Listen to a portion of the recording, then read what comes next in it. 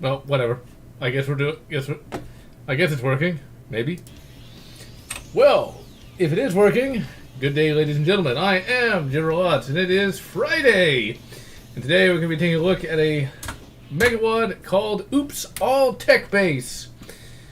You know, my favorite type of map is the Techbase, and it's an entire Megawad full of them. Now, this is not a perfect Megawad, but it is pretty much one of my favorites. One of the biggest problems with it is towards the end of it, there is a level with, I think, something like 10 Spider Masterminds. Yeah, that's pretty impossible. And unfortunately, I did not load the cheats one for this, but whatever.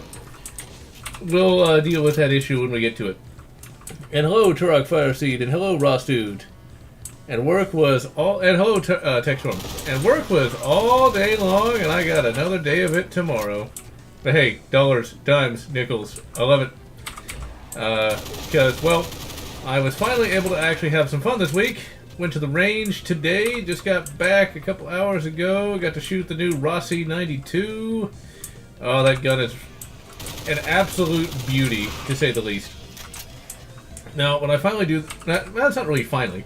When I do, next week, the first shots video, I'm sure some people would call it heretical to have a red dot on it, but I like to hit what I'm aiming at. And that thing is extremely accurate, and I'm actually accurate with it. The only problem I have with for those who don't know what a Rossi 92 is, it's a clone of the Winchester 92. If you don't know what that is, look at the Hickok 45 backlog, and you'll know all about it. But yeah, with that red dot, I mean, I was just cranking them out, and I think I shot better with it. Shot better with that Rossi than I did with the Ruger PC carbine. And lever guns are fast. Like, it's one of those things I think people forget is that Winchester 92. I was just cranking them out probably almost as fast as a semi-auto. Now, of course, you have the issue that there's only 9 rounds, but still, you can crank them out. I actually read in a few places that it holds less 357 Magnums, but I didn't have that problem. It held 9 38 specials and 9 357s. Although I don't know how old those 357s were that I shot, but it was like shooting a black powder. Like there's this massive bunch of smoke coming out of there. But it definitely was a 357 Magnum, I can tell you that. Oh shit. You know, I kind of gave up on trying to find those Turok 2 novels. It's like, those are rather difficult to find. And Dead Island 2. The AK review, I have no clue when that's coming. Because, I don't know when I'm going to get to the actual rifle range. That's an hour away, both ways. So yeah, I've been thinking about the AK, though. It's been on my mind, but getting there takes a while, and it's honestly not nearly as fun as the pistol range. That's why I ended up getting 2 pistol caliber carbines. One day, I'll get to shoot the AK. One day. I don't know when it is, but we'll find out one day. Thrift books. I've used them for a few things. I will have to look. I mean, the big problem with those Turok 2 novels is they're junior novel. Well, not junior novels, but they're more like books for younger kids, so it's a little less detailed than I would like. I'd like to have like a legitimate Turok novel written by, you know, like, say, Michael Stackpole or Larry Correia writing Turok. I think that would be a dream come true. Because Larry Correia could probably get the characters right. Favorite Star Wars movie? That's a good question. I would actually say A New Hope is my favorite Star Wars movie. I think I might have mentioned that in the review I did of that particular film. A New Hope is my favorite for the reason that it doesn't slow down. It just keeps the momentum up. I really like Alec Guinness's Obi-Wan Kenobi, and it just doesn't have that midpoint lag that Empire has. Now, I still like Empire Strikes Back, don't get me wrong, but A New Hope just really kept the momentum going the entire film. And, you know, that Death Star battle, it still looks good even to this day. Even to this day, all these years in the future. I think when it comes to A New Hope, that was one of the first blockbusters to really get the blockbuster concept right. It's really one of those things where I was actually thinking about doing a open GL on this. What makes a movie popular? Like, what elements go into a popular movie? We can kind of make fun of some of the more cynical blockbusters like the Transformers series, but they got to do something right to get people to go see them. And I think when it came to Star Wars in 1977, no one had seen anything quite like that. If you look at some of the popular films of the 70s, they're all a bunch of boring, slow slogs. I mean, we often make fun of films like say The Graduate, but imagine like that's your blockbuster, that, you know, and then you got Star Wars. But with that in mind, though, one of the other issues I had with the other films in the original trilogy is the big three don't ever really get to spend much time together. Whereas, you have the Death Star escape, where the big three are actually, together doing things. So, that was one of the aspects of that. Mix of comics. Oh yeah, the comics version was a little bit different. Glove of Darth Vader. God, I'd have to read that again. It's not that horrible, really. It's not that bad, but my God, is it... See, Star Wars had a bit of a identity crisis early on because it didn't know what it wanted to be. The films are very ahead of their time in terms of tone and how they treat sci-fi, but the comics and until Heir to the Empire, a lot of the Star Wars stuff was very Flash Gordon. I mean, I'm talking like really, you can feel the 70s and 80s in that. Whereas the later Star Wars novels, such as, Heir to the Empire, I, Jedi, stuff like that, the X-Wing series, feel very timeless. Which is just kind of weird. Glove of Darth Vader feels very Flash Gordon, feels very 90s in that it has, like, a message, man. It's not that bad, but it's like, it sometimes reads like a Captain Planet episode. It's like, and like the villain is named Moff Hissa. It's like, really? If you name your kid Hissa, he's going to be a supervillain or a porn star. One or the other. Or a supervillain porn star. I guess that's one way to make money. Let's see here. And Nightmare Asylum is very good, if a bit low budget in some respects. Let's see here. And the stream should still be going. I see a nice green box. And the PCC, the Ruger PCC is 16-inch barrel. It is not in any way, shape, or form an SBR. I do not want to have to get a tax stamp. I do not want to have to worry about the ATF suddenly changing rules on me. And also, I just prefer 16-inch barrels anyway. You get the most ballistic potential out of them. And it's not like when it comes to like SBRs and like all sorts of things like that, I think to myself, how often am I jumping out of a, armored vehicle? Unless you count like my Nissan, never. So I don't really need it to be that small. Although if you want a rifle that's fairly compact and not an SBR, I do recommend that Rossi. That thing is really light, really small, and it's of the legal length.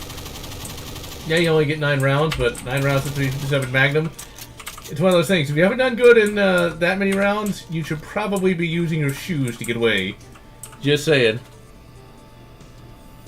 And Texas is perfectly fine because, well, no, Houston is fine because we actually have a decent city leadership that isn't letting those Antifa people do anything. Which is actually, it's not surprising because the mayor of Houston, while not the greatest, I mean, he is fairly corrupt. Giving kickbacks to some of his family members. That was a big deal, but whatever. Despite that, I mean, he isn't letting Antifa burn down the city, so there's that. And he's not that horrible, so I'm not going to complain. What they do is what Houston does is they just don't let Antifa congregate, so they can't like form a giant group and just start burning everything in sight. Which you would think other cities would do, but no, I mean, they're more woke than Houston is. But then again, well, this is Texas after all. Let's see here. Mission for Mount Yoda. You know, the very idea that they would want to build a base on Dagobah, really? A giant swamp planet for your secret military base? The only problem with Star Wars when it comes to... Star Wars does not really understand military tactics that well.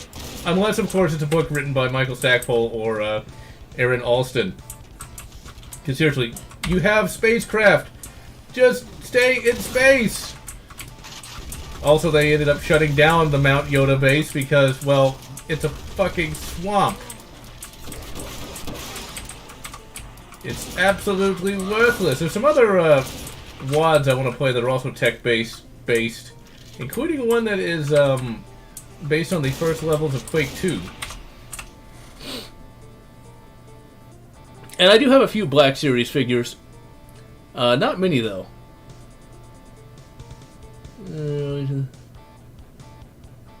Oh, yeah. When it comes to retro games, the prices have gone up considerably. My collection of classic PC games was helped out by Craigslist. I don't know if Craigslist even exists anymore. I imagine these days with the whole Virai fear, it probably doesn't. Or if it does, it's on its last legs. Really, I immediately open the door and just get vaporized. I'm glad I was able to collect Hexen 1 and 2 when I was able to off of eBay for pretty cheap. I got both of those in CD-ROM. Well, I had both of those in CD-ROM form, but I rebought them again just so I could get the manuals. The manuals for both actually have a whole novella worth of text that explains the really complex fantasy story. And yes, Doom Guy does have the mighty G36, which you can get now from Tommy Built Tactical for $2,000, which isn't bad for what it is. Although for me, just give me the AK. Or these days, more realistically, just give me a PCC.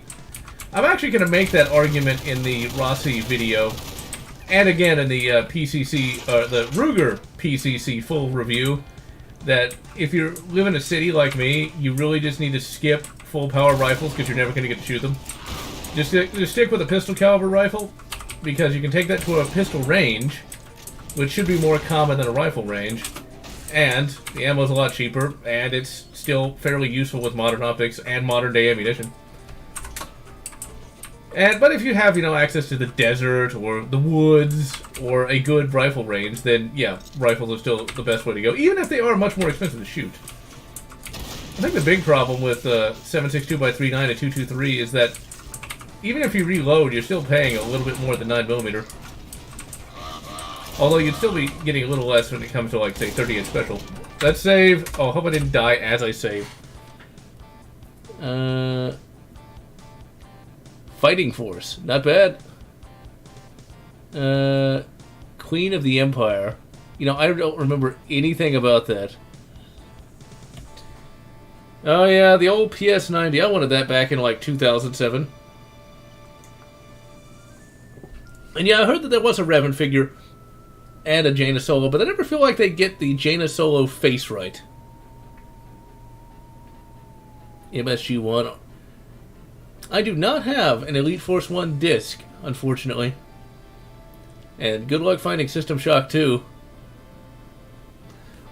And yeah, really, it's a better idea to stick with the AR. I mean, a G36 is more for a collector than anything else. It doesn't really give you anything that an AR wouldn't. Although for me, my champion is still the Kalashnikov.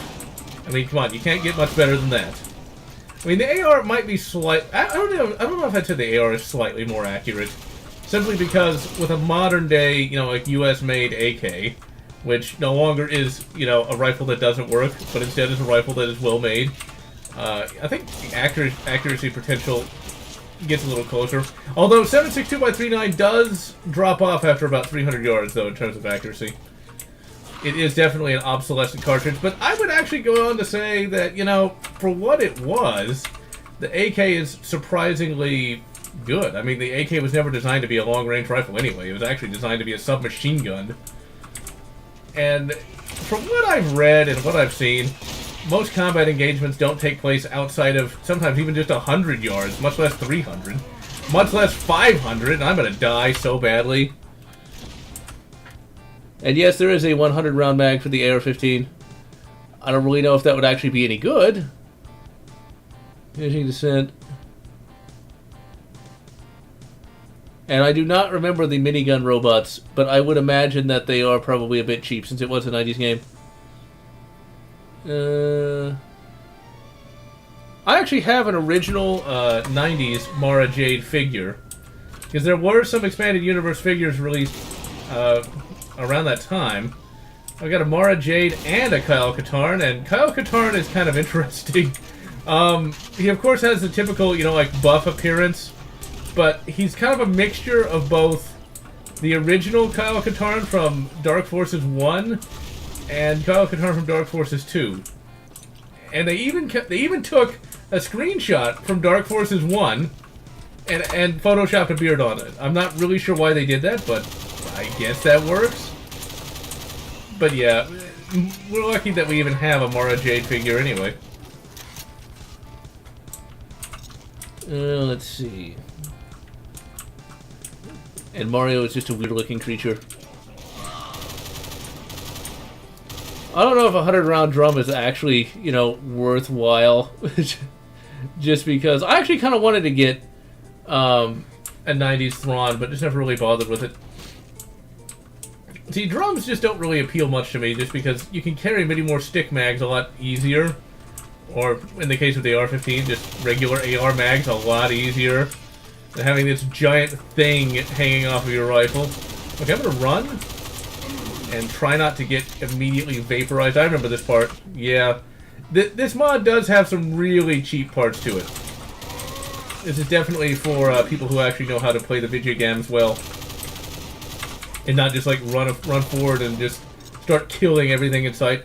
With that in mind, I'm almost finished reading the second book of the Solar War, or the Siege of Terra series for Warhammer 30k, or Warhammer Horus Heresy. For those who... I'm pretty sure everyone knows the meme of Blood for the Blood God. Well, there's a character in the Horus Heresy and the Greater Warhammer series in general, named Angron. He's one of the Primarchs that was created by the Emperor to conquer the galaxy. Now, basically, he is one giant rage demon. Like, if you think the Incredible Hulk is somehow a rage demon, no, this guy is even worse than that. Okay, like, he is literally a living avatar of rage. And in this book, he literally drops down from orbit and just starts killing everything in sight. Imagine this giant red god just crashing down from orbit. It is the coolest thing I've read in 40k in a very long, or 30k in a long time. It's like, holy crap. Something like that needs to happen in Doom. Like, Satan needs to show up and just drops in from orbit, and there's the boss fight. That would be like the coolest thing ever. Although I get the feeling Doom Guy would beat Korn any day of the week. Because, well, it's Doom Guy. He's in... Doom Guy is technically almost like a god in and of himself. He could be like the demigod of justice. Or the demigod of rage. Alright, James from 2012. Reviews for KOTOR 1 and 2. I have absolutely no idea when that's going to happen. Because I just don't have the time. Because those are games that are going to take forever to finish. I still have some footage of KOTOR 1, the Xbox version. But, like, I wasn't even off Terrace. Because, like, there's just so much to talk about in KOTOR 1 and 2. And they are my, they're two of my favorite RPGs. I'd actually say they're my two favorite RPGs in general.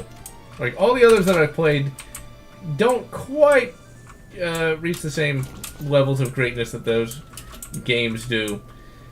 But, like, I have to talk about the characters, I gotta talk... When I did Mass Effect and Dragon Age, two reviews that sadly are no longer on the channel, when I did those games, it took like a month each, and Dragon Age and Mass Effect aren't even as complex as KOTOR 1 and 2, so I can't imagine if I would take 2 months per game if I had the time to do it. But I do want to finish it one day. Doom Guy 140k piece, that would be nice. Now, you might eat corn with souls, you never know. Fashion them into a spoon. Now, with that in mind,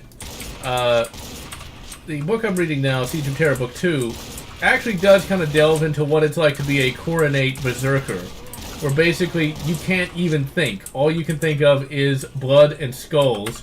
It's actually a pretty compelling read in that way, because imagine if you're entirely consumed with bloodlust. It goes to show, and there's actually something I read just today that is kind of thought-provoking. Now, in Siege of Terra, it's pretty much confirmed that if you sell your soul to Chaos, which is basically, instead of one Satan, there's multiple. If you sell your soul to Chaos, you're basically a slave to Chaos. And there was an interesting argument I read today that if you give yourself to the dark side, you're a slave to it. That, to me, is rather compelling. I would actually say that, yeah, that's probably the case. Because when you are fully enmeshed in the dark side, you're a slave to your passions. You don't even really have free will of any sort. Which, to me, seems rather interesting, and it makes sense. Because if you're a slave to your passions, you can't think ahead. Or you think in only terms of, what's the word I'm looking for? It's not even a difficult word to think of. I can't think of it at the moment.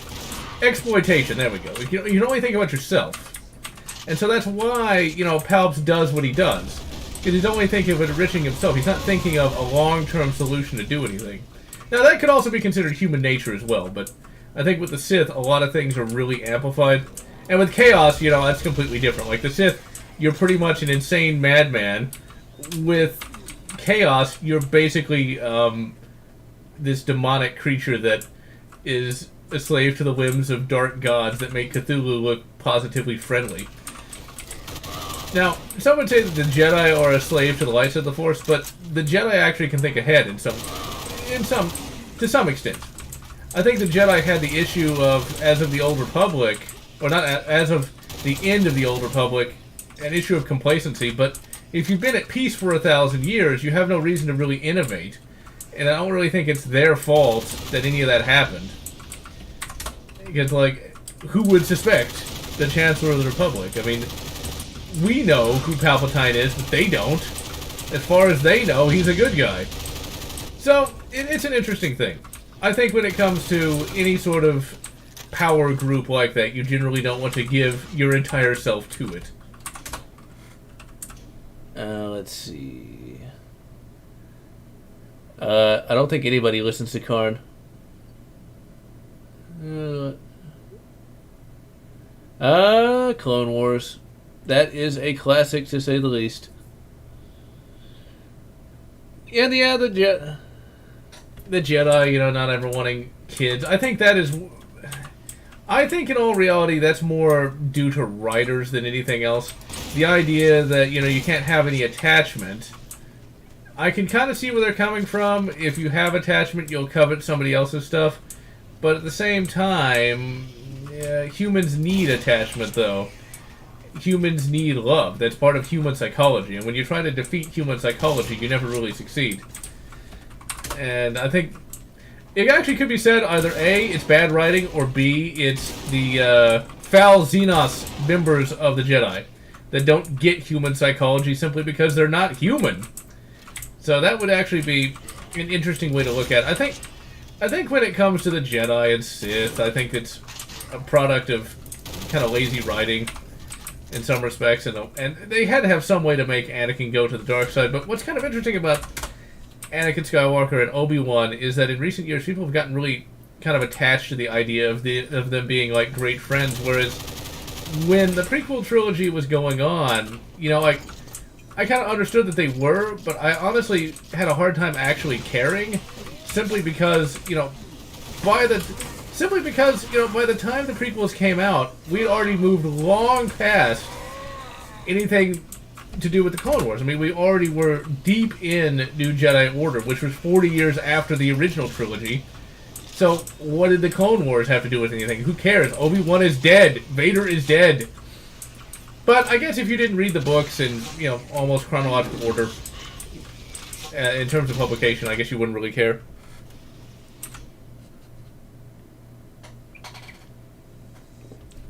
An evil Yoda. That would be interesting.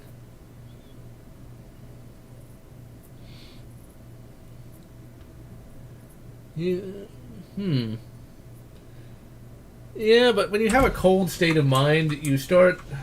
The problem is, you can't just be 100% pragmatic, because people won't go for it. Because, like, pragmatically, Palps was kind of right to want to sell humans to become the Space Raptors. Because those are some pretty good starfighters. But, well, who's going to want to volunteer to have their soul sucked out and put into a robot as a power source? Not too many people. I think ultimately when it comes to becoming a Sith, you lose your ability to empathize, and once you do that, then you become blind to some of the more important aspects of running a civilization. Now, Palps got closer than a lot of other Sith did, but I don't think he was ever going to win. You know, it was either going to be it collapsed under its own weight, or basically he ended up destroying the entire galaxy by becoming what is effectively the Dark Emperor of mankind. Because once he became basically a soul vampire, well, people are going to start dying, and they're not going to be having kids, and I guess you could have like an endless thing of clones, but still, I don't think he would have gotten that far. And as we can see, he didn't. He still lost. And then there's the whole idea of hubris as well. The biggest problem with the Empire was massive amounts of hubris. Like, Thrawn, the only reason he lost, is because he believed his own bullshit so much, he didn't think he had to change in any way. So, like, with the Noghri, right? Like, all he had to do was treat them as equals. That was it. And they would have died for him. Clean up, you know, their planet. They would have died for him en masse because he actually, you know, helped them. Instead, he just came down and was like, I am the law! And, he got stabbed for that. A lot. I think he got stabbed once, but still. That's the biggest problem with the Empire. Like, they can't think beyond just using massive amounts of force. And that's why, you know, the rebels can win, because they don't do that. Because if you've got one government saying, if you don't do everything we say in the exact way we say it, we'll blow up your planet, and you got the other government saying, well, we won't blow up your planet, well, guess which one you're going to choose? Although it would turn out that, well, the New Republic was pretty crappy, but whatever. See, that's the sad part about Star Wars. You know, it's all dead. But are there any real debates about, you know, modern-day Star Wars? Like, should Rey have actually saved everyone, or should Rey have saved everyone? I don't know. It's like, maybe Rey should have saved everyone. Let's see. Legacy era. I didn't really like it, to be honest. I did not find Legacy to be particularly amazing. I didn't really like that Luke's great-great-grandson was, well, a drug addict. And even beyond that, to me it felt, well, it was literally a rehash of the EU. You know, you've got, except now you've got the Galactic Alliance Remnant, you got the Imperial Sith Empire. It's like, it's the same shit over and over again. It didn't really change anything. It's like, you still got, you know, the Skywalkers doing their thing, except, oh no, was a drug addict. Truly, a real development. I know people love it. I know people loved it even when it came out. I did not care for it. Pretty much at all. I did like Noob. That's the only comic from that particular line that I legitimately enjoyed, was Noob. Because I like the character, even if it was just sort of a basic story in and of itself. I think with Star Wars, they were doing a good job at the very end, innovating a little bit. Although I will say, I've read a few issues of the Dawn of the Jedi comic. Not as good as the book. It's pretty much your traditional good, evil, almost Flash Gordon-esque kind of thing. Really, there just needed to be more changes to it. There just needed to be a few more new characters that weren't terrible, and stop rehashing literally everything. Because that's the big problem. They like Legacy of the Force, which came out at the same time as the Legacy comic, rehashed the entire prequel trilogy. Down to the names! The names, even! The Confederacy of Carillion Systems. Like, really? You add one word and it's different? Come on. Come on, people. Come on. At least have a little... I don't know. it needed more innovation, and it didn't get it until the very end. And by that point, Disney killed it, because of course it did. There was a little bit of prequel stuff. Oh yeah, everybody loves to fillet Thrawn. Thrawn is not perfect. Thrawn's still an idiot for not treating the Nogri better. And you know, the writer Timothy Zahn. Well, actually, what's kind of interesting is Timothy Zahn is not as good of a writer as people make him out to be. I tried to read some of his non-Star Wars stuff, and it was crap. That Cobra series, pfft, my God, that was not that great. Like, it was generic on the one hand, and very, I don't want to say boringly written. Like, it took forever for anything to happen. A lot of just kind of standing around. But with that in mind, you know, like, Timothy Zahn was like, I didn't know how to stop Thrawn. It's like, he didn't even notice that Thrawn was treating the Nogri crappy, and eventually the Nogri would get kind of sick of that. That's once again, when you're so used to getting your way, it's very hard to see anyone else's worthy of paying attention to. So like, he didn't think the Nogri were worth, you know, listening to, weren't worth helping, and so he didn't bother doing anything to help him. He also noticed that Thrawn, once again, is a pretty big asshole. Like, when he lands on Wayland, he's all... Somebody shoots an arrow at him, so he, like, blows up a whole building. Once again, massive ego on that bastard. Massive ego. Which, once again, makes sense for what he is, but, I mean, come on. If he had a little less of an ego and actually thought a little bit more, he could have avoided a lot of things. I wonder if Zahn did that on purpose, though. He was like, you know, we'll try to keep him still an Imperial, but make him a little smarter. I don't know, but Thrawn is not quite as great as everyone thinks he is. I kind of like the meme, but the reality is the meme is not 100% accurate. That being said, I do have a Thrawn costume, and I do intend to go as Thrawn to a con if cons ever return after this whole Corona craziness. But I think with anyone, be it fictional or real, no one's perfect. Everyone has their flaws. No one can go through life without having some sort of flaw or making some sort of mistake. Save. I don't know if I'd agree that Krea's right. Krea's kind of a crazy guy, crazy person. I don't know if I'd say the Separatists are right. I don't think anybody was right in that. Simple as that. It's like the Separatists were headed up by a bunch of crony capitalists, which were pretty bad. The Republic didn't really care. I think what it comes down to, though, is whether or not the Separatists were right. Once you've got somebody like General Grievous literally killing civilians en masse, you kind of cease to be the good guy side. However, with that in mind, though, the Republic was not as good as people think it is either. Like, they were doing some orbital bombardments, taking out, you know, civilian population centers, too. Nobody remembers that. It's like, why did the Jedi just go along with that? So much for protecting all life. That was the thing about the Clone Wars, though. It's like, it had a lot of moral ambiguity. Some of which made sense, some of which didn't. I don't consider the CG animated series, the CG Clone Wars animated series canon in any way, shape, or form, because it doesn't make any sense. It does not make any sense if it is canon, because where was Ashoka during Revenge of the Sith? Or is it one of those instances of she was there the entire time? She was just sick. She was just like she was on vacation that day. I mean, she was there. She was just hiding behind a pillar. I am so dead if I can't get past them. So do I have anything that might actually? Oh, I got a rocket. Never mind. Okay, he's gonna pop in here, and I need to just blast him with that rocket, and then get immediately eaten by a Caco Demon. Now I will get back to Doom Eternal. But I'm just taking a break on that for a little bit. Although I will say, after this latest update, it does run slightly better. So I'm very impressed to see that. Let's see. Well, Timothy Zahn got it kicked off more so than any other writer did. There were two other EU trilogies before Zahn that were pretty good, but they weren't that great in comparison to what, you know, Heir to the Empire did. But I would actually say, for consistency's sake, Michael Stackpole is better than Zahn.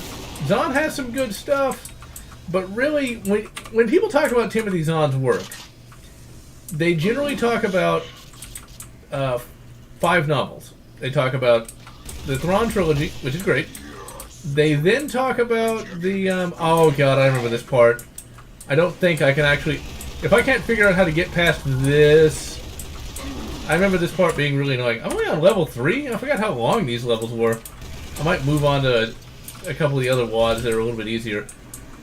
Because I remember this one part really giving me trouble, and having to no-clip my way through. But people remember the Thrawn trilogy. They'll remember Spectre of the Past, Vision of the Future, and nothing else. Like, nothing else. Like, people don't ever talk about, Outbound Flight because it wasn't very good. Or Survivor's Quest because it wasn't very good. I don't know if you get any Clone Wars stuff, but a lot of his stuff wasn't that great. I've recently read, what was it? I can't remember what it was called. It was one of his last ones before the EU was destroyed. Something around 2012. Recently read that. Not great. Not great at all. Whereas Stackpole stuff, you've got the entirety of the X-Wing series. You've got iJedi. You got all of that stuff.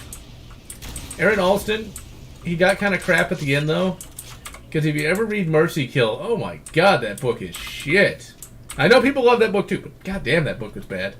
It's like, it really felt like he was almost making a parody of an X-Wing novel. Like, it felt like a parody. Because it made no sense, like, at all.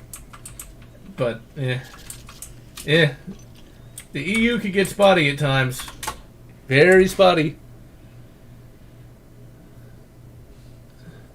Jango Fett doesn't make that sense. And yeah, Doom Eternal did have some good story moments. You won't see Rip and Tear quite the same way. And yeah, I too grew up with the 2003 Clone Wars animated series. Not bad. Let's see.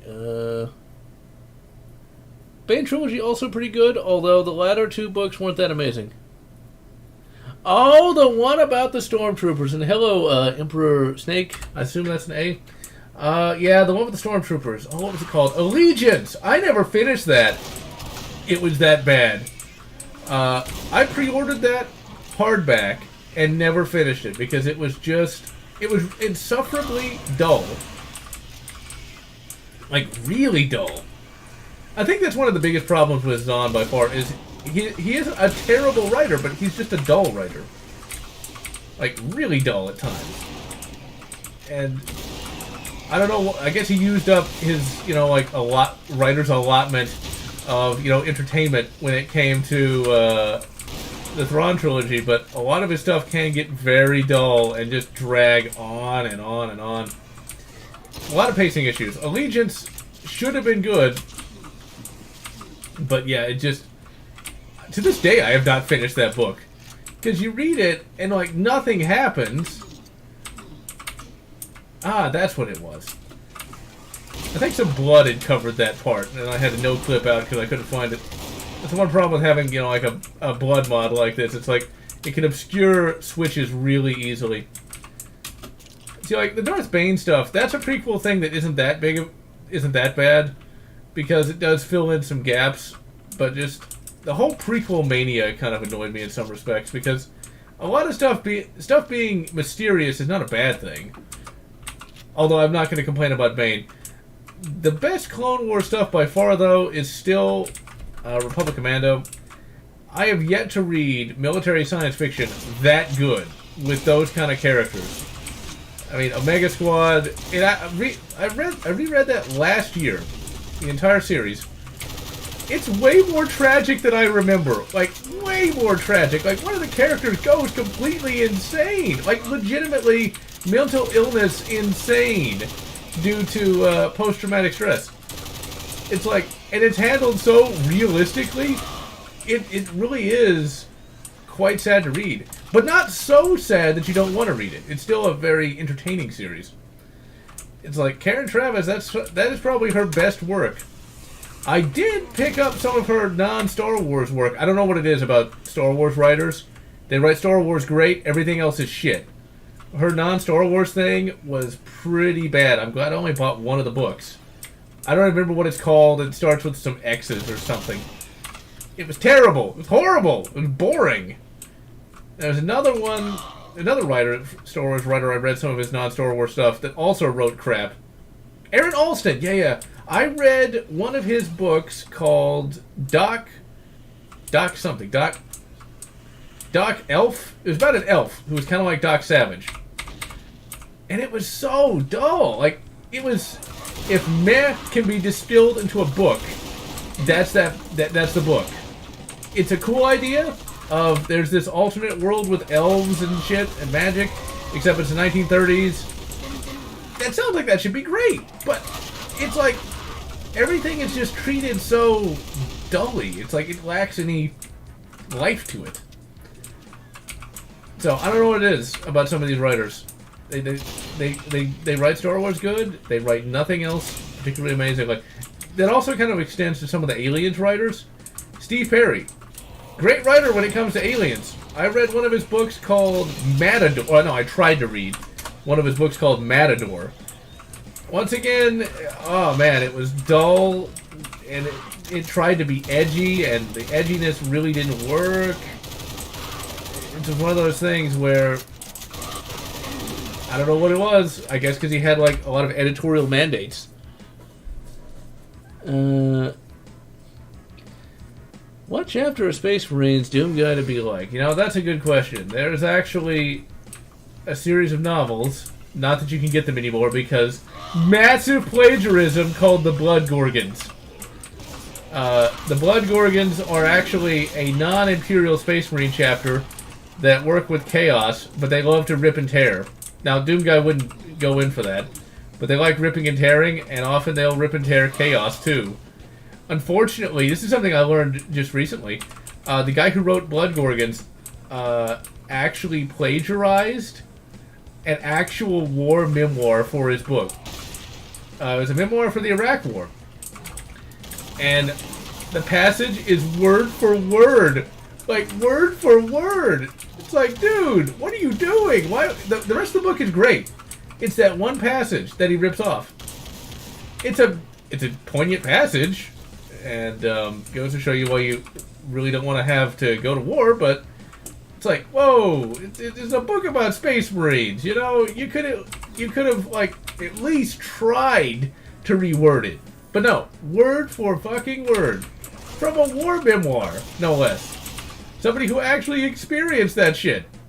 It's like, no, you don't do that. Now all of his books have been taken off of Black Library, and you can only get them secondhand. They're still good books though. But that's why you can't find them. But for an actual Space Marine chapter for Doom Guy, I could see Doom Guy being a Space Wolf. Because, actually, no, that's not especially fair. Because Space Wolf has too much character, whereas Doom Guy is the quiet, you know, brooding type. That would be an Imperial Fist. He would have to don the mighty yellow armor of Dorn and rip and tear huge guts. In fact, the original, the super original, like we're talking early 90s Imperial Fist battle cry was, and I'm quoting here, "To slay is to pray." Now, of course, the novel wherein that happened was, I think, the very first Warhammer 40k novel, and there was some weird stuff going on in that. Most notably, I don't remember this from the book, but I have read an article where apparently this did happen. I need to read that book again just to see if it really did. Evidently, some of the Space Marines are referred to as sister. So either A, there's female Space Marines, or B, who knew? The Imperial Fists are woke!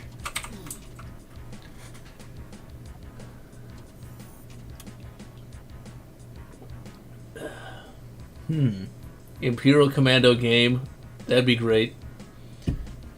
And hello, Foxel. The most powerful being in Warhammer 40k is the God Emperor of Mankind, because trillions of souls have been sucked up by him. And so either A, if he dies, he's going to become a new god, or B, he's going to destroy the universe. No one's really sure which. So, yeah. Sleep well in the 40k universe. Run, run, run. Save me, save me, save me. You know, I don't know if this is my favorite WOD or not. I had forgotten how really, really, really cheap a lot of these levels are. I think I might actually retract that. And instead say that my favorite mod pack for this is still Dark 7. These levels just have too many enemies. Then again, I could just be tired. I'm gonna say that. But then again, you compare this to some other mods, and these are actually kind of simplistic. I think we might jump into that Quake 2 mod. In fact, I guarantee you we are, because I actually just kind of want to play that myself. Let's see here. Actually ripped and tore the Emperor. No, he wouldn't do that. Doom Guy might rip and tear, but he's not stupid. It's like, he's not an idiot. And he's not ever been shown to be, you know, completely insane either. It's just he's dealing with a lot of stress, that's all.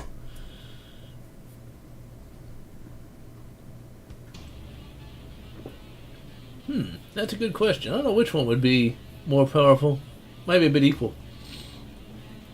Let's see. And Doom Guy does let us go do the talking.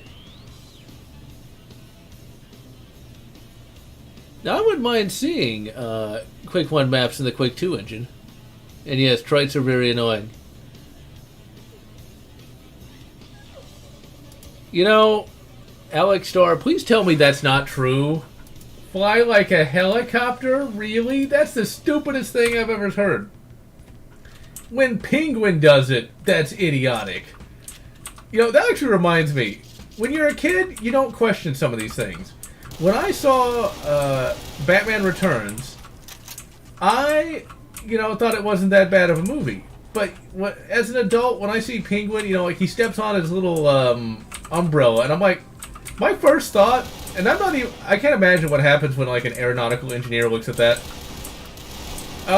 That helicopter is not gonna work. He is too big, and that helicopter is too small to support his weight.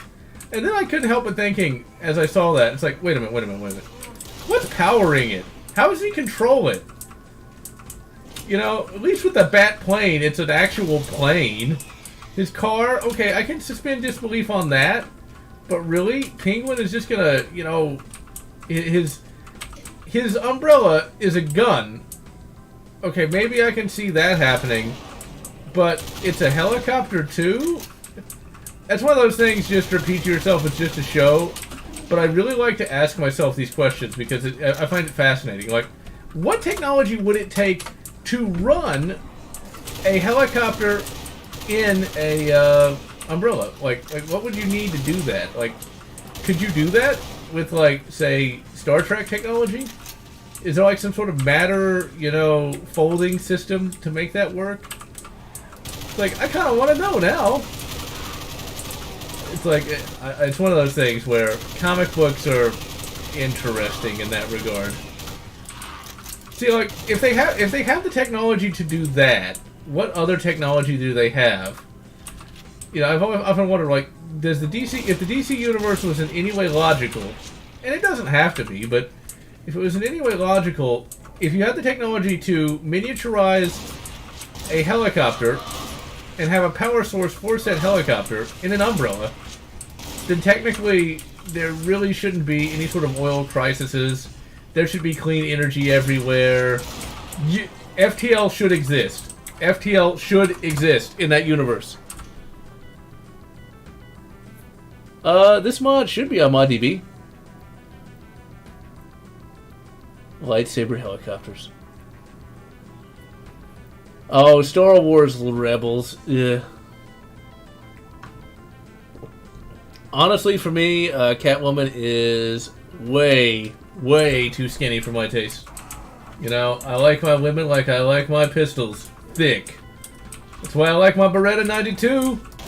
I don't need one of those small guns. Give me a nice fistful of Italian steel. Although it's made in the USA, so oops.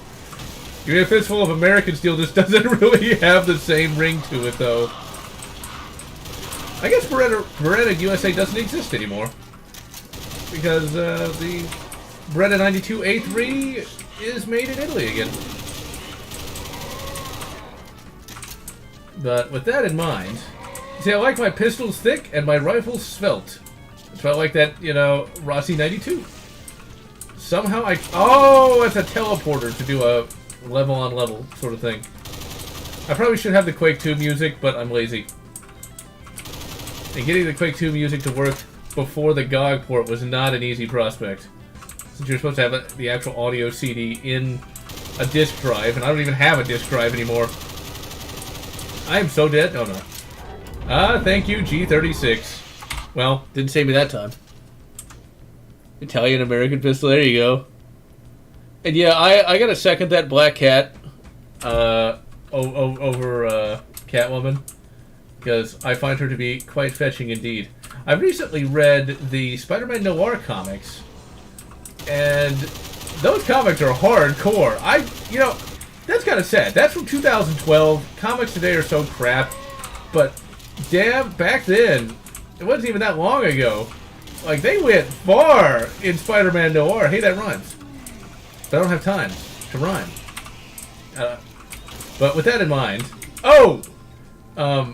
like that was really hardcore. Like Dr. Octopus, and that is literally a member of the National Socialist German Workers' Party. No joke. And really, that was actually from the second miniseries. The first miniseries is much more superheroic, where Green Goblin... Oh man, do I want to spoil that though? Spoiler alert. Green Goblin and all of the initial Spider-Man Rogues Gallery are actually members of a traveling freak show that formed a crime gang. It was actually pretty neat. And Spider-Man also is fucking hardcore too. He actually will shoot villains with a 1918 Colt. Now, keep in mind, he doesn't just shoot like random pickpockets. Rather, one of the villains that he's shown shooting is the Vulture. Unlike in the mainline 616 comic, the Vulture is actually a legitimate vulture of a human being. Meaning he eats people! And he actually killed and ate Uncle Ben. So he kind of had Pete shooting him in the head with a revolver coming. Although Aunt May in that particular comic was pretty stupid, saying like, "How dare you shoot him? He has a right to life too." He killed and ate your husband. Come on, he literally killed and ate your. I think Aunt May in that comic was supposed to be pretty stupid. I mean, she was also a communist too, so she can't be that smart. But it's like, really, come on, people. But pretty good comic, but goes places that you wouldn't expect. Now, one comic I wouldn't recommend reading is the Wolverine Noir. I read that too, and it was a comic where pretty much nothing happened, nothing was resolved, and I guess that's supposed to be noir, but still, it just wasn't particularly an enjoyable read. Nothing is learned, nothing is accomplished. It just is a bad day for Wolverine. And yeah, Spider-Man Noir is kind of like Spider-Batman. And Silver Rings, that'd be pretty neat, because Quake 2 on N64 is pretty bloody good. Let's see. The early 2000s Spider-Man trilogy. And I'll get to Quake 2 RTX in a little bit. Actually, I can say it now. Quake 2 RTX, I don't really care, because I don't have a graphics card that can do that. And it's still just Quake 2, so, yeah. This is one of the things, like, meh. I've played Quake 2 so many times, I don't even really care if it's, like, has real-time ray tracing. Which I think is what that is, I think. And, yes, the modern-day Aunt May, schwing is the word that comes to mind. But schwinging aside, the early 2000s Spider-Man movies. Now, I was the exact age those movies were made for. And I hated those films, and still do. And everyone gets so shocked when I say that, because I'm a big Spider-Man fan. Spider-Man is my second favorite superhero of all time. Second only to the Batman, of course. I hated those movies, like, with a passion as a kid, and I still don't like them today. I grew up with Spider-Man the Animated Series. I felt that Tobey Maguire was like the wimpiest looking Spider-Man ever. You know, like where were his web shooters? You know, I would honestly, if I could have grown up with any live action Spider-Man, I would have rather it be the whatever the name of that kid is. I can't remember what his name is now. That guy, you know, the guy who's basically Iron Man now, which I don't really have that big of a deal with. It's like that guy. I would have liked to have grown up with that Spider-Man, because that's real Spider-Man in many instances. Yeah, he's a bit young for my taste, because I like the older, like, college-age Spider-Man, but at least he actually looks like he has heard of the concept of testosterone. At least he knows what it is, whereas, you know, Tobey Maguire didn't really have that. He has web shooters now, and a cool Spider-Man suit. And so growing up with the original Spider-Man animated series, well, it's not really the original, it's one of many, but growing up with Spider-Man the animated series, you know, Spider-Man was very much about the gadgets in addition to his spider powers. And then, you know, you got the Tobey Maguire Spider-Man, he doesn't have any of that. He mainly just looks like a little whiny guy. So, yeah. Let's see. I really dislike those.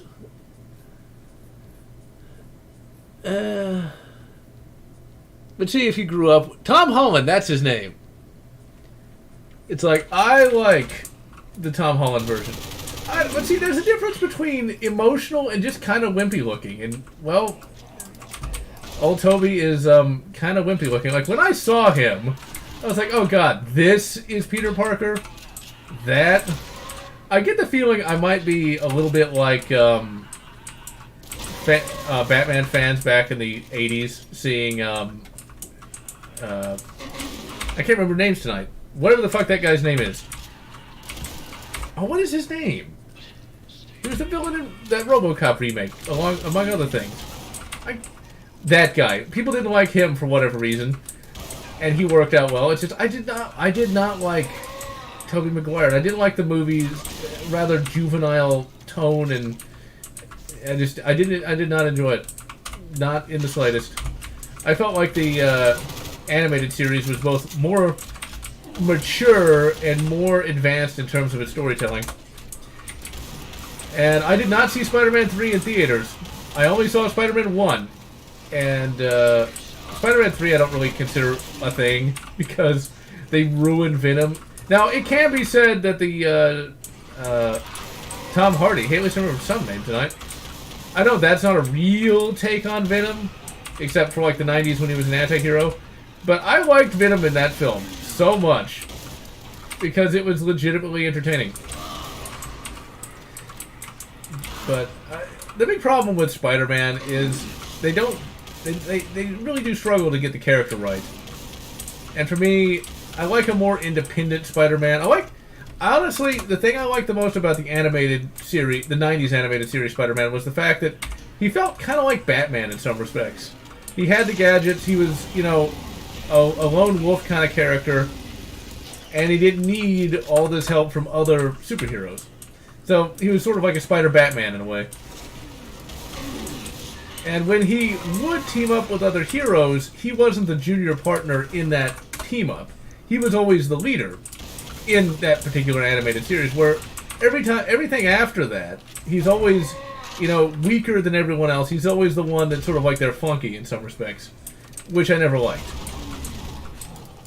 Because that's just something that you kind of had to grow up at that time to see that version of Spider-Man to really have that view of that particular character. Now, I also hated the X-Men live-action films as well. Like, a lot. Like, why can't Rogue fly? Why is Rogue now, you know, so weak she cannot really, you know, contribute in any meaningful way? You know, I really dislike that, like, a lot. It's like, but if you didn't grow up with the 90s animated series, you wouldn't have that, you know, preconceived notion. Still, though, if they'd made a live-action version of that show, oh, that would have been awesome. Like, you could do that today, but I doubt that such a thing will be done. I actually did watch Infinity War, and I thought it wasn't that bad. I've never seen Amazing Spider-Man, nor do I want to see it. You know, I gotta say, I don't think I'd like to see... Actually, you know, if Michael Biehn was supposed to... Or Michael Biehn Biehn was supposed to be Spider-Man, maybe that might be... I would actually like to see Michael Biehn be de-aged and play Spider-Man Noir. That would be pretty neat, actually. I don't think him playing... He's too grizzled to be an exact correct Spider-Man, though. Spider-Man Noir I can see. Regular 616, not really. Never know which way to pronounce Michael Biehn name, so I'll just say both. One of them has to be right, hopefully.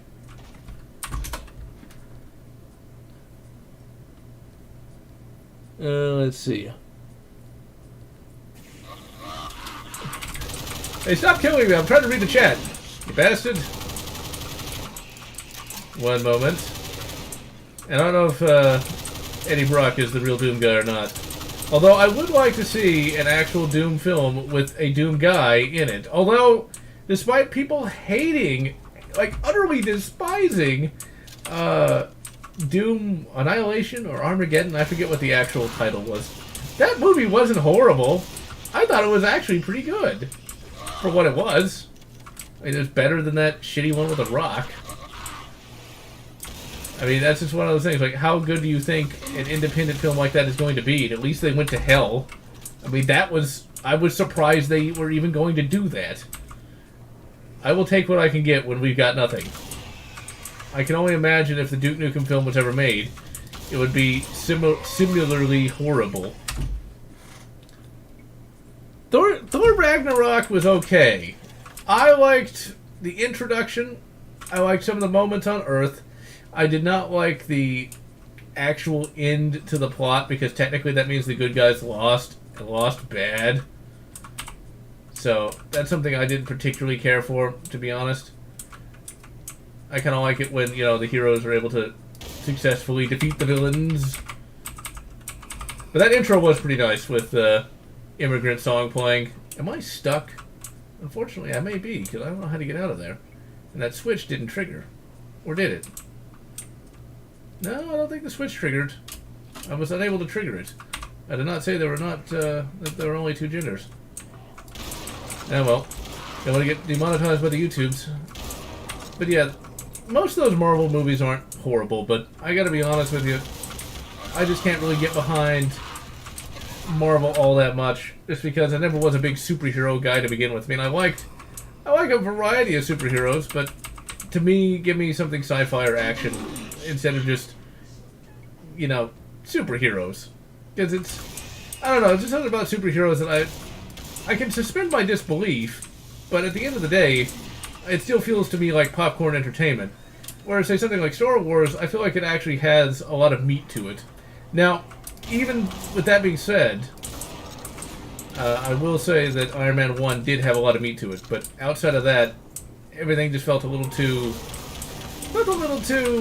light for me. Like, it didn't feel like it had as much weight. It's really hard for me to explain. You know, I actually did a video on Japanese Spider-Man. I did a video on that. That was one of my earliest videos from like 2009. Because I just discovered that was a thing and watched a few of the episodes, and it was actually pretty good. And yeah, it did inspire the later Super Sentais, because it follows the exact well, it created the exact formula. You know, Spider-Man fights the villain grows, and then he gets his robot, Marveler, and it's rock off with the devil, and then end of episode.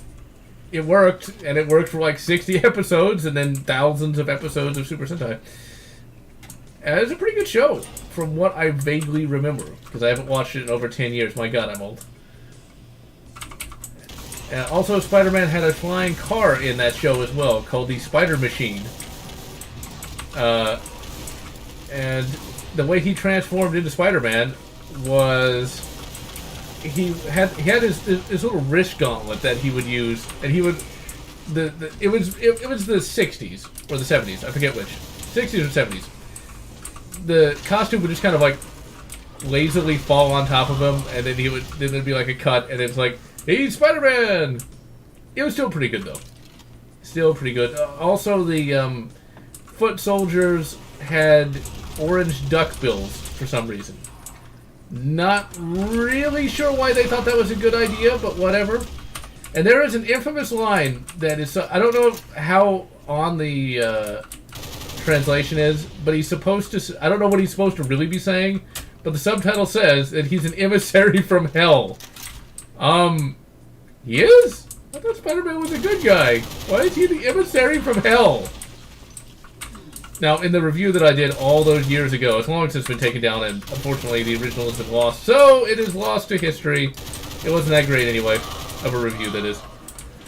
But I made the joke, you know, I thought he just made a deal with the devil, because there was a comic from around that time where they wanted to reset Spider-Man's marital status back to single. So instead of, you know, like rebooting Spider-Man or something like that, they instead do a internal reboot where Aunt May gets shot and they can't heal her because so they have Spider-Man for some reason make a deal with the Marvel Universe devil named Mephisto.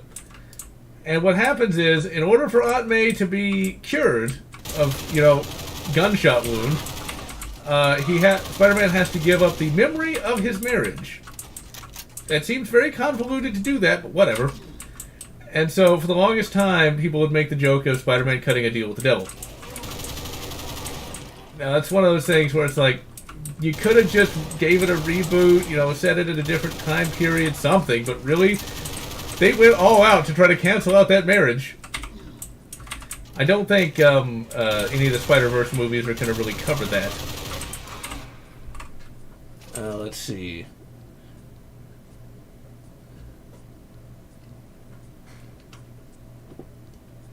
And yeah, I never have an urge to go back to the Marvel movies in general. Because it's just that Iron Man 1 is great. But still. Comparing the 90s Batman to the Brave and the Bold, yeah. Although, Brave and the Bold's pretty great. But Viagra the villain grows. Oh my. After the Back in Black is poisoning Aunt May because he was... You know, I remember nothing about Civil War. I know that was a thing at around like the mid-2000s. Because at my local comic shop they were trying to sell that. But since I don't read superhero comics, I didn't really care. It's like Civil War. And then once I actually heard what it was about, oh man, that was crap. I'm gonna tell you, here's a hot take though.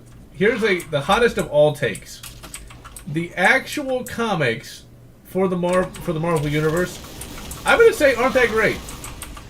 I'm just gonna straight up say it. They're not that great because I've tried to read some of them throughout the years. Never was particularly impressed. Older comics, okay.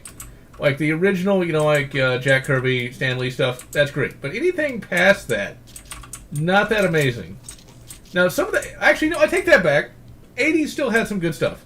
90s, from what I remember, got really kind of cringe dark. But a lot of it is cringier than you would think. Like, One More Day is just an example of kind of the bad stuff that usually happens. There's one 80s comic I do want to review wherein Spider-Man becomes super-er. He's already a superhero, but becomes a super-er hero. He gets the cosmic force from some power lines. At least that's what I vaguely remember happening to him.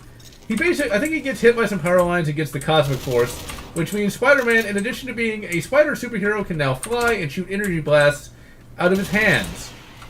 So he's a super-er hero. He is so awesome that he literally becomes even more super as time goes on. And he ends up fighting Magneto. Now, I will admit this is where it's really stupid, because it is. But in that particular comic where he fights Magneto, the various supervillains say, you know what, we can't beat our own heroes, let's swap heroes.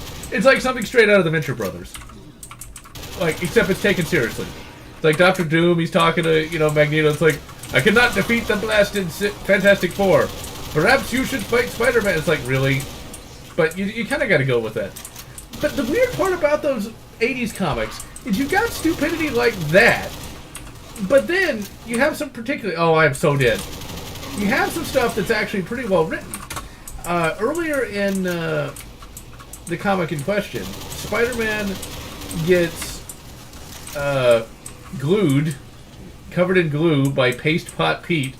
Now, I'm going somewhere with this, and while he's almost drowning, he's worried about what will Mary Jane think if he dies. That's pretty deep stuff, except he's also covered in paste from a guy named Paste Pot Pete. Because alliteration is fun. It's just kind of weird, though. I have not read Age of Apocalypse. It's hiding during Civil War between Captain America and Iron Man. Oh, yeah, I remember that. Yeah, where Spider-Man revealed his secret identity, and then, like, J. Jonah Jameson was, like, trying to sue him. What is the worst non-modern comic I've ever read? The what-if stories are pretty good. Although some can be kind of crap, like, what if Wolverine and Conan switch places? Turns out, Conan dies. It's like, that's great. It's like, why couldn't we see, like, Conan do something cool? But no, he dies. Let's see, what's the worst non-modern comic? That's a very good question. You know, I've got a lot of comics that I've read over the years, but one isn't really coming to mind at the moment. And I know I've read some real shit over the years, too. It's like, I know I've read something bad, but I can't think of it. Oh, man, that's a good question. I almost had it. I think it was a Wolverine comic. I think. But don't quote me on that, because I don't remember which Wolverine comic it was. But I remember it being... Oh, I'm thinking about Wolverine No Oregon. Never mind. I don't remember... I can't remember. Unfortunately. No, that's modern too. I was going to say Frank Miller's RoboCop was pretty terrible. That was one of those comics that really disappointed me because I'd wanted to read it for years. Because it's like, that's the real RoboCop 2, man. No, it's not. Oh man, that was terrible. Oh, it was horrible. It's a mixture of RoboCop. It's a mixture of the worst parts of RoboCop 3 and RoboCop 2. Okay, like one of the villains is like a major league, you know, feminist, and it's kind of cringy in that regard. It just... Frank Miller, he can write. I know he can because I've read Dark Knight Returns and it's great. And RoboCop versus the Terminator, but his version of RoboCop was bad. Like really, really bad. In addition to like, you see like RoboCop just snogging Ann Lewis, and it's like, why? Why do I want to see RoboCop do that? That's just creepy. Don't have RoboCop do that. I don't want to see RoboCop engaging in any sexy times, because that's just weird. Because he doesn't have a lower bit. It's like, unless that's like an upgrade he can get. He can get it from like Pornhub. But anyway, that aside. Conan comic transported to Modern City. Oh yeah, I don't think he... where he becomes a pimp. I know there's a comic because I've read it where he does go to a modern city and mugs a guy. But I remember nothing past that. Let's see. Professor X was Ghost Rider. That'd be kind of interesting. Okay, we had... Batman. You know, I'll tell you this. A lot of those 90s animated series were much more mature than the films they would spawn. It's like... Apparently Spider-Man couldn't even throw a punch in Spider-Man the Animated Series, but you would never notice that. Because, well, the story was pretty major league anyway. But alas, such a thing has come and gone. Now, apparently, there's supposed to be a comic continuation of X-Men 94, but I've yet to actually find it. Like, I found it nowhere. Hitman shot Mary Jane instead of Aunt May. What if Spider-Man kept... You know, there's actually a pretty hilarious black suit Spider-Man story. Now, keep in mind, the black suit that Spider-Man has initially was not a symbiote. It was just a black suit. And one of the black suit stories was actually a Transformers story. Okay, it was Transformers number 3. I wanted to review this, but I never had a chance to. Where the Transformers meet Spider-Man. Now, it's actually surprisingly good. but has a lot of stupid crap in it. Like, I'm talking a lot of stupid crap in it. Now, Spider-Man in a black suit is pretty conspicuous, right? So he wants to sneak into a military base. So you would think he would, like, don a military uniform and try to sneak in, right? Nope. Nope, nope, nope. This is the 1980s. He's not going to do that. Instead, he's going to put on a military uniform and helmet over the black suit, and no one notices. Because, of course, no one would notice that. I mean, when I look at somebody, they have big white eyes that fill up most of their face. I mean, don't you? I mean, I do all the time.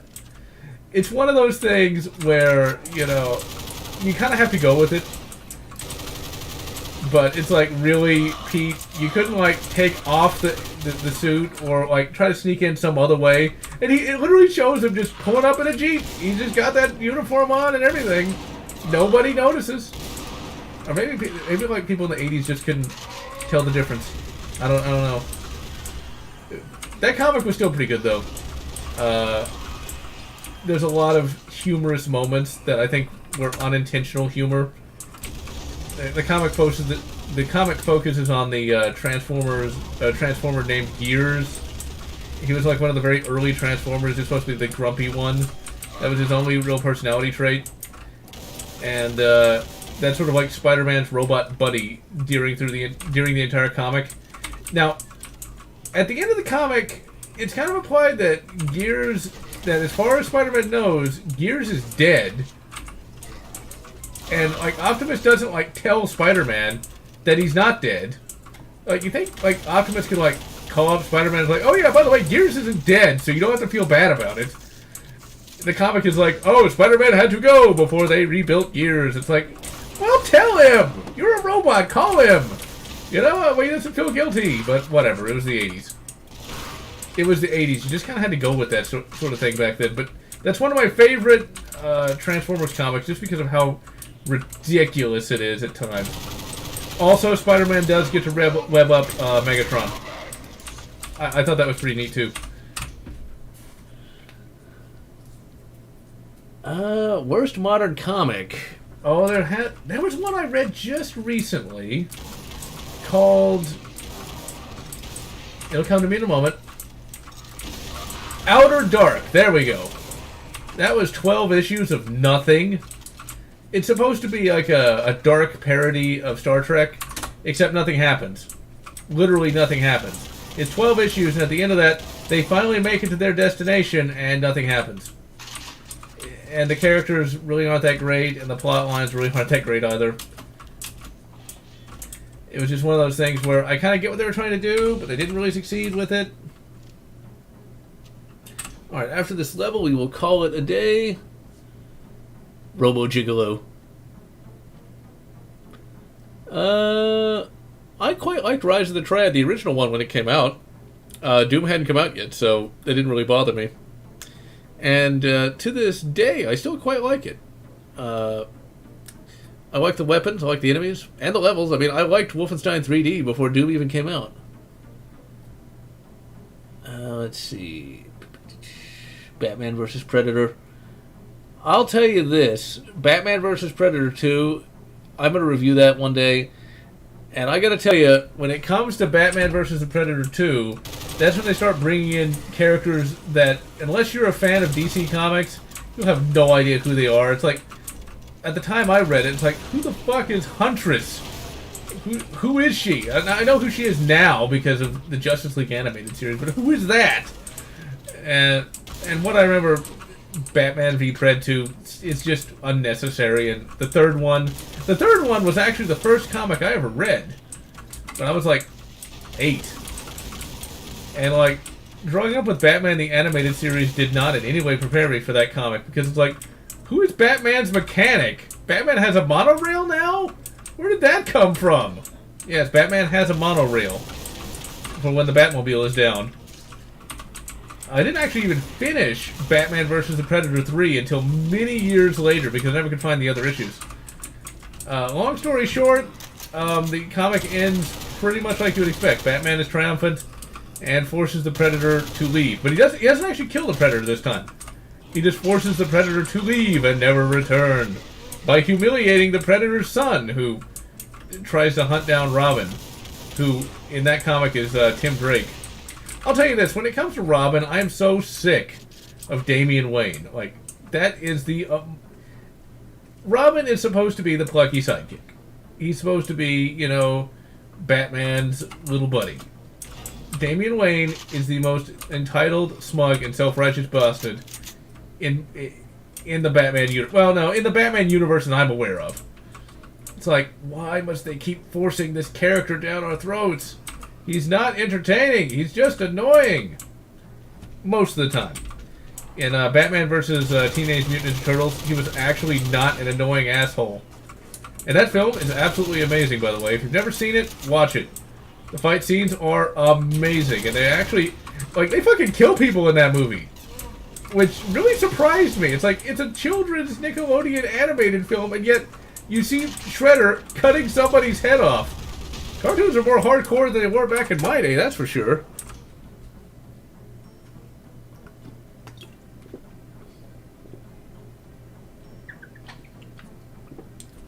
Rise of the Triad came out after Doom 2? I did not know that. Oh, at some point I need to review the Batman, Superman versus Aliens and Predator. That's such a weird comic. It's not as bad as you would think. Yeah, I do not remember that coming out. I must have played it before Doom 2, though. And a real-life Auto 9, it looks cool, but I don't think it'd be that amazing in real life. Oh, and Raynick is dealing with a lot of the Corona craziness, because while Texas didn't get hit, like, hardly at all, where he comes from, it got hit pretty bad, so he's dealing with that crap. Which is not fun, to say the least. And let's see. Batman versus... You know, I will tell you this. Batman versus the Shredder. That was something, when I watched the movie, that was something I did appreciate about that being a modern-day film. One of the big problems, if that had come out in the 90s, Shredder would have completely mopped the floor with Batman. And that would have pissed off every fan imaginable. Instead, this being a modern film, there was actually a great deal of appreciation for Batman, and so they had a much more even fight, where Shredder just barely wins. Because you need Batman to be in some sort of peril, but it's Batman. You expect him to give a good accounting of himself no matter what. Because, well, it's Batman. I will say this. When it comes to animated films, they get their superheroes right. Even if comics don't really do that much anymore, thanks to the sajubbery. But Batman versus TMNT, I mean, it was just really good. And at the end, the ending was good as well, where, you know, the Bat family sits down and has pizza with the TMNTs. That was very charming. And I wouldn't mind seeing a sequel. It's still just amazing. They just kill so many villains in that, though. It's like you actually see. I think it's either Batman or one of the Teenage Mutant Ninja Turtles like kick a villain into like a some kind of crusher, and they get crushed. Like they kill people. It is so weird. I mean, I'm not complaining, but it's harder core than you would think from Nickelodeon animation or Teenage Mutant Ninja Turtles. You wouldn't think it, but evidently that's a more common thing these days, especially compared to the old days. M41A equals Thompson submachine gun. Yes, that would be nice. I thought Doom 2 came out in 95.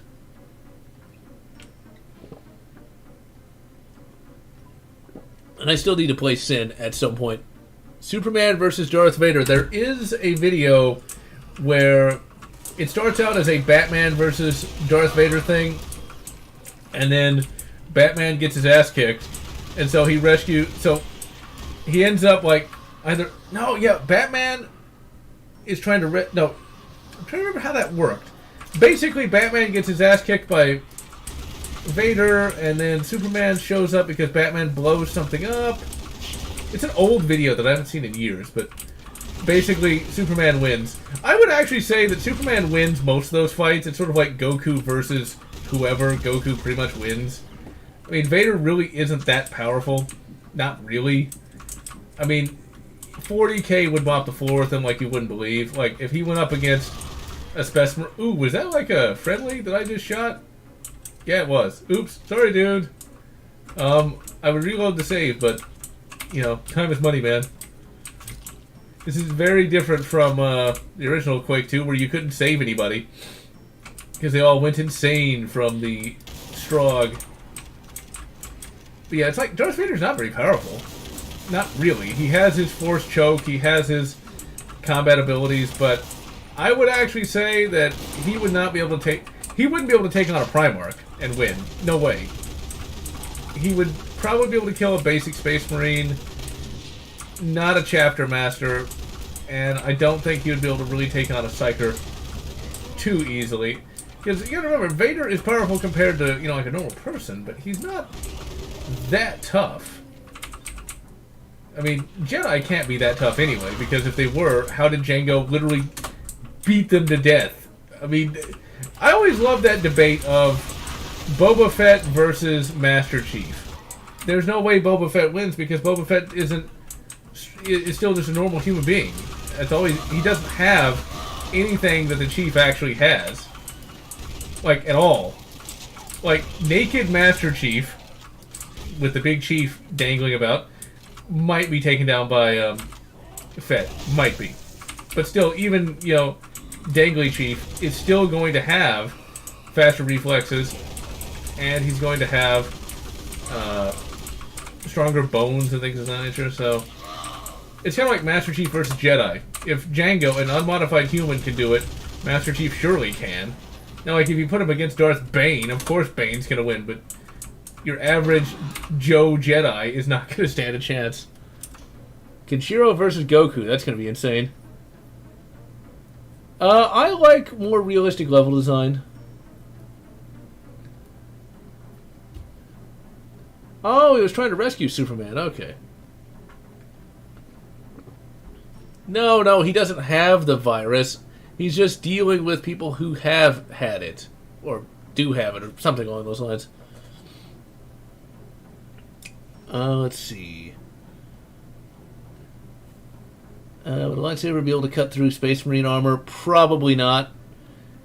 If they hit one of the joints, then it probably would be able to. You wouldn't be able to defeat the Star Wars universe by dint of numbers and the ability for Star Wars ships to control the high orbitals. They can just drop rocks all day long. Let's see, where was that one? Batman Ninja. Batman Ninja. That was a film I would love to review one day if I ever had time. That was a surprisingly good film where Batman goes back to feudal Japan, as you would expect, because why would he not? My big problem is, why didn't he meet Inuyasha and Kagome? But that's a particularly good anime in and of itself. Now, I only watched it dubbed, but the dubbing wasn't bad. But there are a few weird things about it. When he ends up in feudal Japan, he just takes his mask off in front of Catwoman. It's like, Batman, are you just gonna do that? Why would Batman show his secret identity to Catwoman? I get that the idea is that they're always gonna end up getting together, but it's like, Batman, you know, you have a secret identity for a reason. And of course there's the final epic battle where a bunch of monkeys, remember Japan, form a giant DC Comics number 27 Batman and fight the Joker mech. Because anime. It was literally the most awesome thing I ever saw. It's like, why wouldn't a bunch of monkeys... Oh, it's a bunch of monkeys and a bunch of bats. All four of DC Comics 27 Batman to fight the Joker mech. It was... I think Tim Drake was in that one too. Along with Red Hood, which is basically Jason Todd, but alive again. Comics are weird. Let's just put it that way. Also, Red Hood's kind of stupid in many instances, because it's like, oh, he got brought back to life, but now he's evil, and he blames Batman. Yeah, whatever. It's like, just... This is why I'm glad a lot of these movies just kind of omit the giant bat family, that unless you know everything about it, you can be completely confused. It could be said that Windu was more powerful than Jango, which Windu was one of the most powerful Jedi of all time, so yeah. I have not seen the Batman Hush film.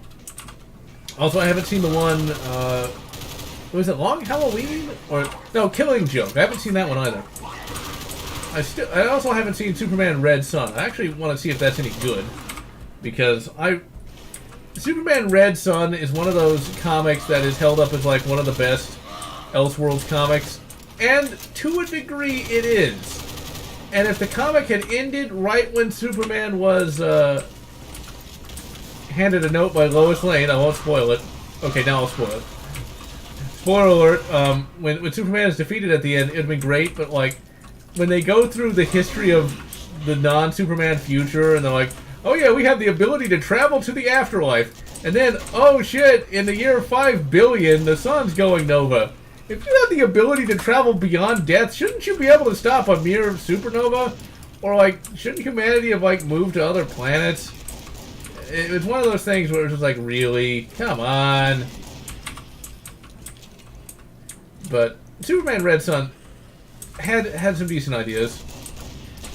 And the idea of a evil communist Superman is interesting. And the idea of Soviet Batman also was kind of neat as well.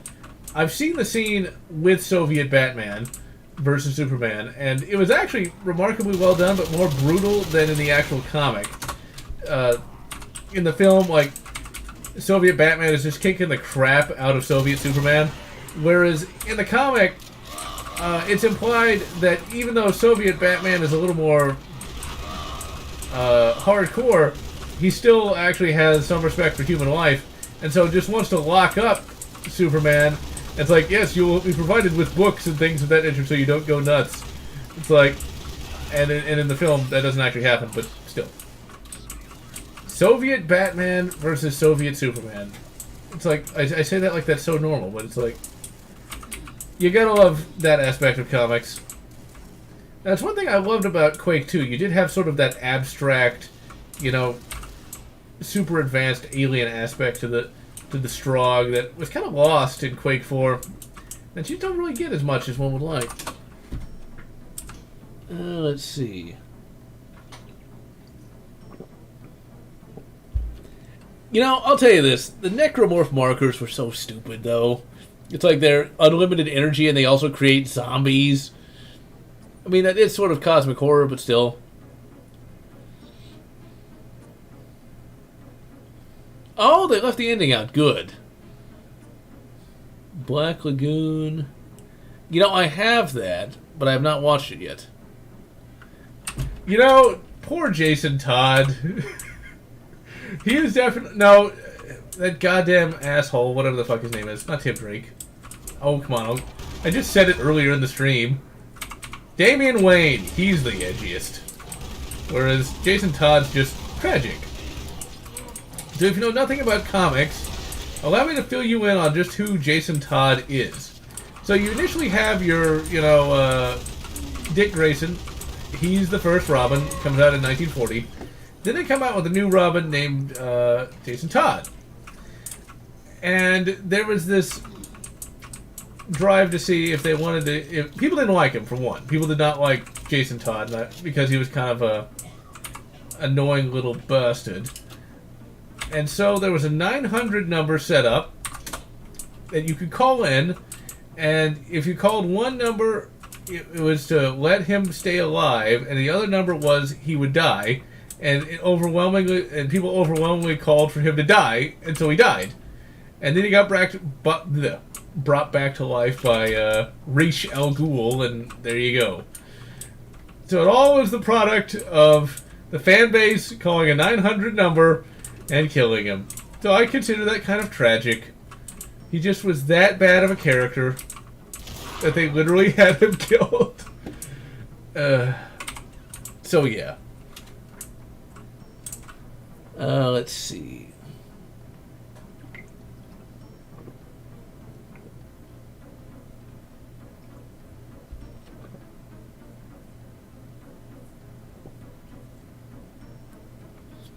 Yeah, they actually killed him.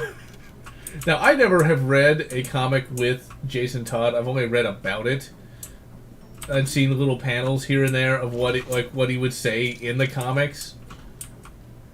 So, I don't know. Maybe if you, I don't know. From what panels I've seen, I can see why they killed him, but it just seems kind of sad to me. I don't know why they killed him versus, Damien, because Damien's still just annoying. And the fact is, Damien did try to kill Tim Drake, and I don't think Jason Todd actually did anything like that. So, yeah, Tim Drake was one of my favorite Robins.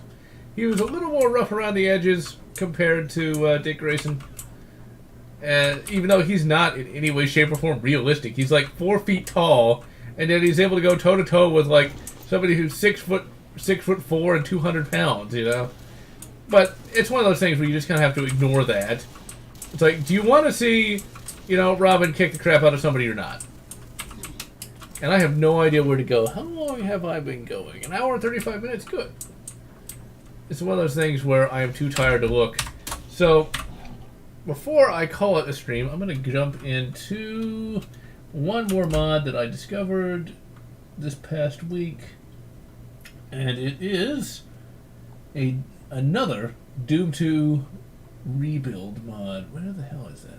There it is. It's actually pretty impressive.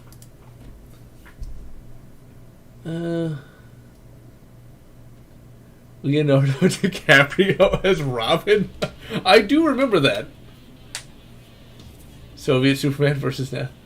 No, it's Uberman, I think is the person you're talking about. That would be an interesting matchup. I'm sure such a thing could be done. Let's see. Bat nipples. One day I've got to actually rewatch Batman and Robin. I'm not sure if it's as bad as people remember, or it could have just been the fact that I haven't watched that movie in well over 15 years now. I will say that Batman Returns was substantially worse than I remember, though. That movie was terrible. I mean, that's one of those movies that's sort of legendary because, Batman still kills people and all the rest. But that movie was not very good. I mean, the tone was all over the place and it was really dumb. It's so somehow the Penguin's gonna kidnap all the firstborn children in one night. What was he, evil Santa Claus now? And, Catwoman's just sort of there, and, one of these days, I'm going to do a video on that film on its own, but here's sort of a preview of that. The way you make Batman Returns not a shitty film is get rid of Penguin or get rid of Max Schreck. Get rid of one of them because there's too many villains, and actually I would say get rid of Penguin because Penguin doesn't really do anything, or combine Penguin with Max Schreck, and there you go. I wouldn't mind seeing a Penguin played by Christopher Walken. In fact, that'd be a lot better than Danny DeVito. I mean, Danny DeVito's Penguin is just unpleasant and not really necessary and really dumb. Because if he lives in the sewer, how does he invent a umbrella that is small enough to fit in a helicopter small enough to fit in an umbrella? It's I don't see that happening. It was just a bad movie all around. Oh yeah, Terry McGinnis is a pretty good one. And goodbye, Jacob Kennedy. These are kids love the bat nipples, huh? Well, I wouldn't have minded as a kid seeing bat girl nipples. I would have approved of that quite a bit. But oh well. We did not get that. Although we did get a bat girl ass, so I guess it's not all bad. It's kind of sad that the first film adaptation of Batgirl has nothing to do with the actual Batgirl character, where it's the daughter or the granddaughter of Alfred, because that totally makes sense. I think one of the, and I'm sure I've mentioned this is something that's fairly well known, is there was supposed to be a crossover of Batman and Godzilla in the 1960s. It never happened, and I doubt it ever would have happened, but it's one of those things where I would like to see an alternate universe where that actually did happen. there's a good chance it would be absolutely terrible, but it's an interesting concept nonetheless. Here's something that you might not think I would ever say. A modern day version of Godzilla vs. Batman might actually be pretty good. Because those are two big cash cow franchises, and if you want to make a shitload of money, you've got to make it where Batman is still Batman and Godzilla is still Godzilla. And it would actually be taken seriously. A 60s version would probably be a big joke. Batman wouldn't act like Batman, Godzilla wouldn't act like Godzilla, and ultimately no one would be happy with the finished product. It's just one of those things where, you know, it's kind of like the Judge Dredd film where it's not really Judge Dredd because they make him take off his helmet. Whereas today, you know, his helmet will be kept on the entire time. Although I still like the Judge Dredd film, but that's neither here nor there. But speaking of an old British comic, I did discover a British comic recently called Star Blazer. It is a classic Silver Age comic that is surprisingly good. With some fairly decent characters. Artwork that actually is surprisingly good. It's one of those little hidden gems that you just randomly find that you never knew existed.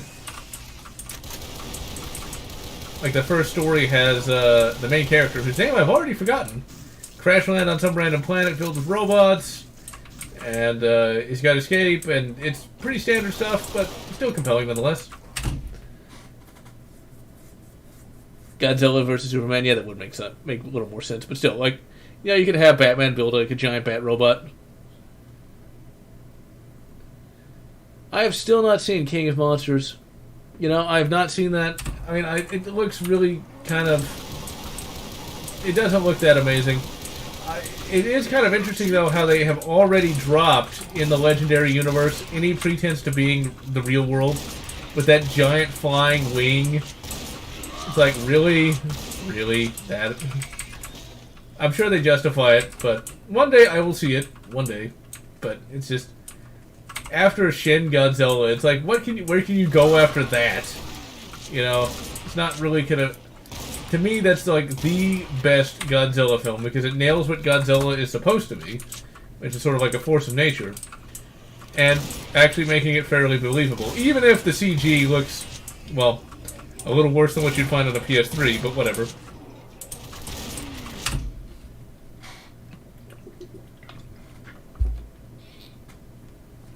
And yes, in Dredd, he did keep his helmet on, but Dredd was very much smaller in scope versus the Stallone Dredd, or Judge Dredd. Yes, Dredd was, well, confined to one building. Not a lot of world building there. And just a grand total of 2 characters.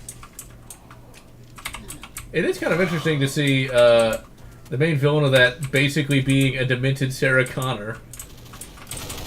Oh yeah, and also Terminator is a dead franchise as well now, thanks to Dark Fate. Well, I need to watch Dark Fate at some point, but after seeing that one scene with the Resistance fighters basically being, you know, utterly worthless. Ah, speaking of Terminator, I read a fanfic a couple months ago that was absolutely the most partisan fanfic you could ever imagine. Like, holy crap. It was basic, it wasn't that bad in terms of the story, but when they tried to work in real-world elements, oh man, it was partisan. I don't know if I mentioned this in the previous stream. If I did, I apologize, but I must say again, that was the most partisan fanfic I've ever read. Basically, in order for Skynet to take over the world, it was first, of course, approved by a president that shall remain nameless for YouTube reasons. And all the people that work with Skynet are, of course, individuals who shall also remain nameless as well. And only those individuals. I was like, huh, I wonder what this person's viewpoint on life is. I was like, really? You were doing so well. It was so good. And then it's like, sure. And then they made Sarah Connor into a Sajub. I'm not even joking. Like, where...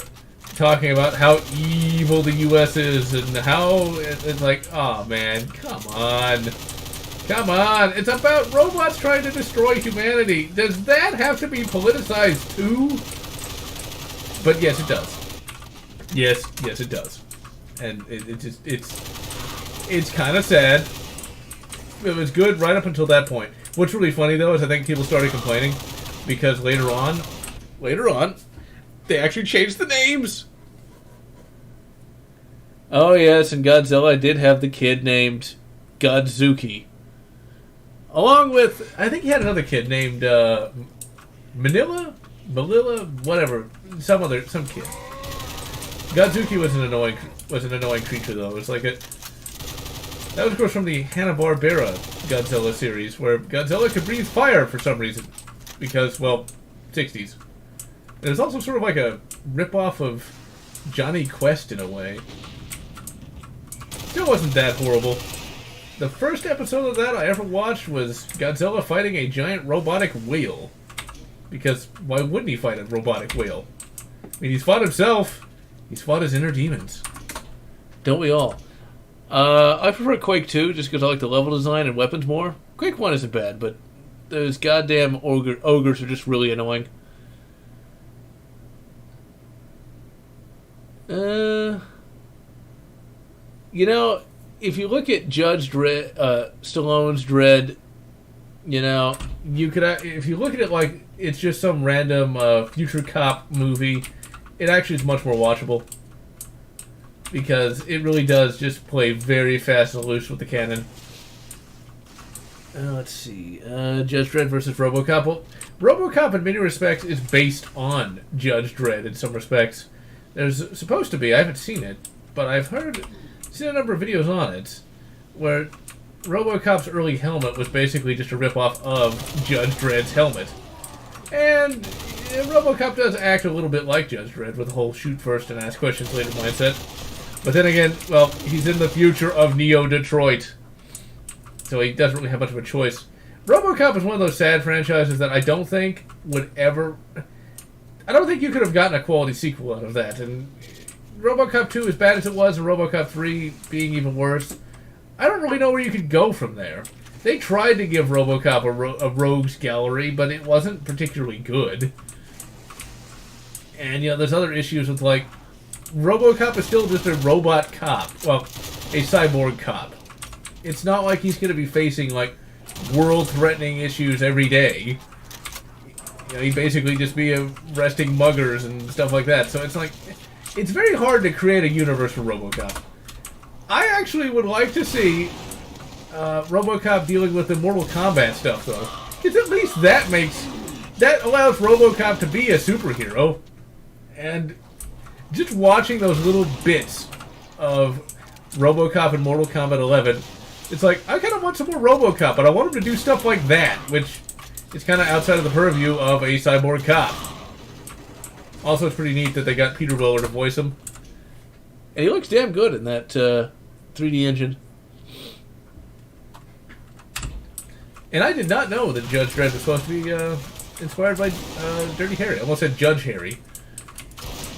Now, that'd be kind of interesting. Judge Dredd as played by... I got the name right on the tip of my tongue. Don't tell me. Clint Eastwood. There we go. Thank you, Ismir, for that. The first thing that goes is the ability to remember names.